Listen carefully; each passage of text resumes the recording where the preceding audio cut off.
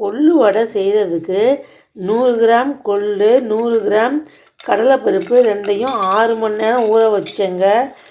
அரைக்கிறதுக்கு கொஞ்ச நேரத்துக்கு முன்னாடி ஒரு 5 மிளகாய், அரை ஸ்பூன் சோம்பு இதெல்லாம் சேர்த்திக்கோங்க. சேர்த்திட்டு 2 வாட்டி கழுவி தாங்க ஊற வச்சேன். அதுக்கப்புறம் சேர்த்திட்டு அரைச்சி எடுத்துக்கலாங்க. வாங்க அரைச்சி எடுத்துடலாம். 6 மணி நேரம் ஊறிடுச்சிங்க. பாருங்கள், நல்லா உடைக்க வருது. 6 மணி நேரம் ஊறிடுச்சு. நம்ம இப்போ இதை அரைச்சிட்டு வந்துடலாங்க. ரொம்ப நைஸாகவும் இல்லாமல் ரொம்ப இதாகவும் இல்லாமல் இந்த மாதிரி குறகுறப்பாக அரைச்சிட்டு வந்திருக்கேங்க.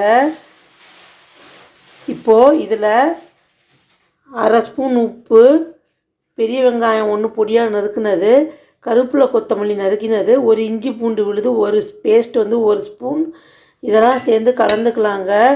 இப்போ இதை நம்ம வடையாக சுட்டு எடுத்துடலாங்க. தட்டி மசால் வடைக்கு, அதாவது கொள்ளு பருப்பு வடைக்கு நம்ம இந்த மாதிரி எடுத்து தட்டிக்கோங்க. தட்டிக்கிட்டு எண்ணெய் காஞ்சோன்னே அதில் போட்டுருங்க. எண்ணெய் நல்லா காஞ்சிருக்குங்க. இந்த மாதிரி எல்லா வடையும் தட்டி போடுங்க. இந்த மாதிரி எல்லா வடையும் தட்டி போட்டிருக்கேங்க. ஒரு 5 நிமிஷத்துக்கு டிஸ்டர்ப் பண்ணாதீங்க. அதுக்கப்புறம் திருப்பி விடுங்க. திருப்பி விட்டு பொரித்து ஒரு அப்புறம் பொன்னிறமானு எடுத்துருங்க. அவ்வளோதாங்க, கொள்ளு பயிறு வடை ரெடிங்க. இதுமாரி திருப்பி விட்டுருக்கேங்க. ஒரு 5 நிமிஷம் நல்லா பொன்னிறமாகட்டுங்க. அப்புறம் எடுத்துடலாங்க.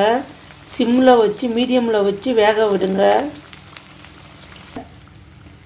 பொன்னிறமாகிடுச்சிங்க. எடுத்துடலாங்க வடையை. நல்லா எண்ணெயை ஃபில்ட்ரு பண்ணி எடுங்க. இப்போ அடுத்த இது தட்டி போட்டிருக்கேங்க. இன்றைக்கி தைவெள்ளிக்கு கும்பிட்றதுக்காக இந்த வடையை நாங்கள் சுடுறோங்க.